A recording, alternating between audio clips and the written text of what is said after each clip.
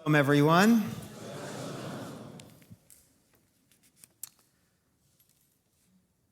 When author Dara Horn spoke here earlier this year to deliver remarks on anti-Semitism, she made a compelling point that while the Holocaust is clearly the dread epitome of anti-Semitism and its horrific consequences, the problem of using the Shoah as a touchstone is that we then might regard every other instance of anti-Semitism as paling in comparison, and might therefore diminish the significance of the anti-Semitism that continues to rise and proliferate in our own time. A swastika on a synagogue? Well, it's not the Holocaust.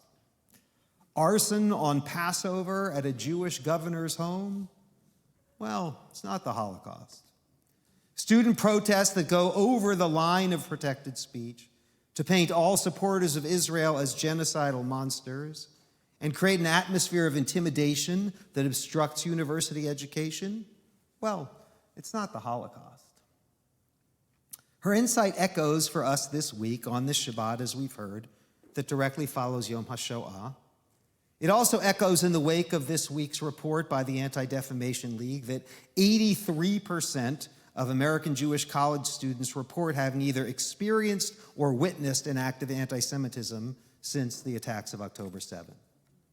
It echoes in the report that there were 9,354 incidents of anti-Semitism in the United States in the past year, a 5% increase from 2023, a 344% increase over the past 5 years, and an 893% increase over the last decade, with this year's number being the largest since ADL started tracking these statistics in 1979. Dara Horn's point echoes, but maybe not accurately. I do not believe that we are at risk of minimizing anti-Semitism anymore. We feel it, oppressive, in the air. It is the anti-Semitism of the left that we see on college campuses.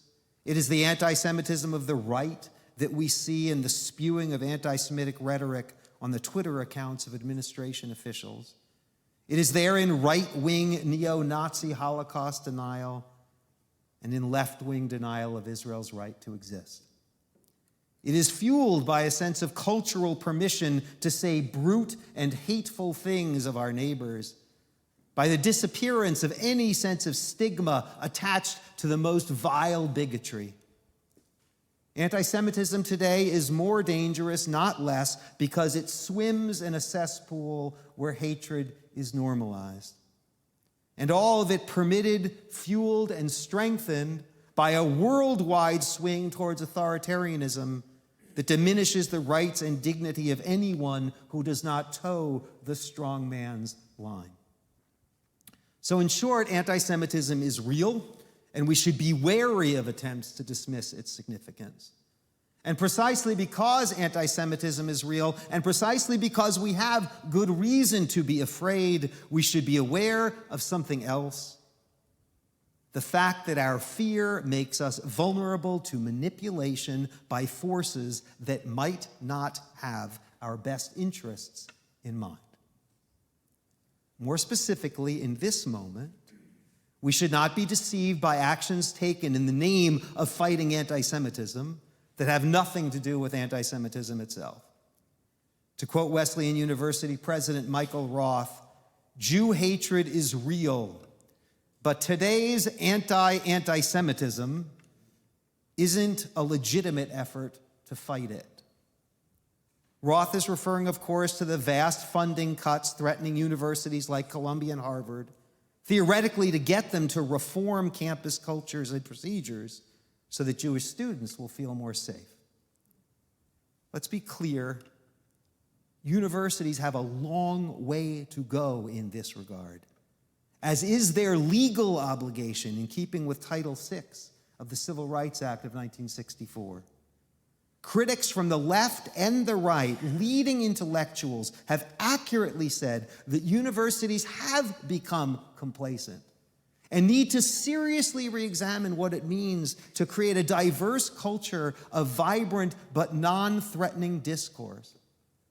No one less than Deborah Lipstadt has given credit to the beginnings of the Trump administration for shining a brighter light on anti-Semitism.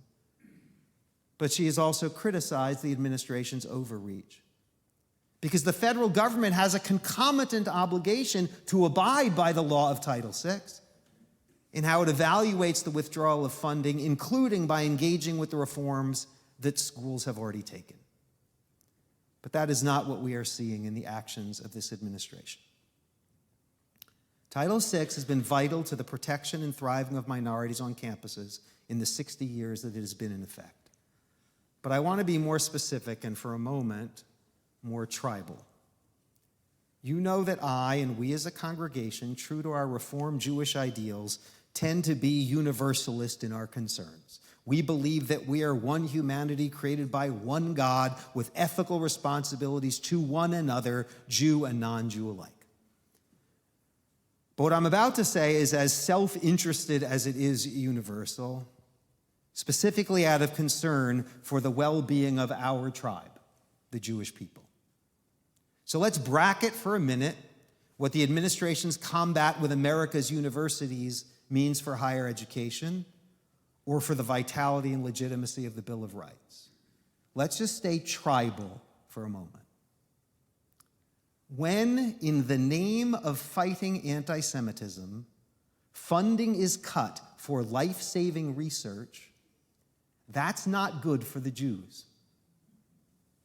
When, in the name of fighting anti-Semitism, a Tufts graduate student and a Columbia graduate who are harsh critics of Israel are whisked away to incarceration in Louisiana without due process or criminal charges, I doubt that it will increase harmony or the sense of safety that Jews feel on campus. When the university system that has been the key pathway to Jewish thriving and equality in this country is attacked from our nation's highest office, I do not believe it is good for the Jewish future. When students like those I mentioned are deprived of fundamental rights of due process, when minority persons voicing unpopular opinions are considered beyond constitutional protections, it is not good for the Jews because it never has been. We cannot let our legitimate concerns about anti-Semitism today create amnesia about the anti-Semitism of yesterday, which grew in precisely a petri dish of the kind of intolerance we see in 2025. As columnist M. Gessen has written, a country that has pushed one group out of its political community will eventually push out others. Politics makes strange bedfellows, but rarely permanent ones. As Michael Roth reminds us, when the Jewish kingdom of Judea created an alliance with Rome in the 2nd and 1st centuries BCE in order to protect itself from the domination of Greek culture, Rome obliged by conquering Judea for itself. The enemy of our enemy was not our friend. When the administration tweets out, "Shalom Columbia," after the funding cuts that will create harm and disruption to our fellow citizens, let alone to the large number of Jewish students on that campus, the co-opting of a term of peace, the co-opting of the Hebrew language to issue a sarcastic and arrogant jab as people lose their jobs and their right to study, it is not good for the Jews. In fact, it is a harm to the Jews, and it is an insult to the Jews. The good news is that more and more Jews are calling out both the alarming rise in anti-Semitism and the chilling of democratic rights, and calling us to fight both. The ADL and the AJC have both weighed in, offering to help the administration craft responses to anti-Semitism that are proportionate, targeted, and will not risk exacerbating the very problem that they seek to solve. Earlier this month, a coalition of 10 organizations representing a wide swath of American Jewish voices including the leadership of the Reform, Reconstructionist, and conservative movements, as well as NCJW and the Jewish Council for Public Affairs, put it concisely and clearly. We firmly reject the false choice between confronting anti-Semitism and upholding democracy. We reject any policies or actions that foment or take advantage of anti-Semitism and pit communities against one another. And we unequivocally condemn the exploitation of our community's real concerns about anti-Semitism to undermine democratic norms and rights. But here's a slightly older quote from Pirkei Avot, The Ethics of the Fathers, chapter 2, section 3, from the 3rd century CE. Be cautious with governments, for they bring a person close to them only for their own needs. They appear as friends when it benefits them, but they do not stand by a person in his time of difficulty. The voice of wisdom is as current as this month's coalition statement, as old as the wisdom of our sages. But just as deeply rooted is the real meaning of shalom, not as a brickbat or political ploy, but as the ideal for which our people survives and strives. Let's hope that the administration will yet choose to pursue the legitimate intention of fighting anti-Semitism by using legitimate means.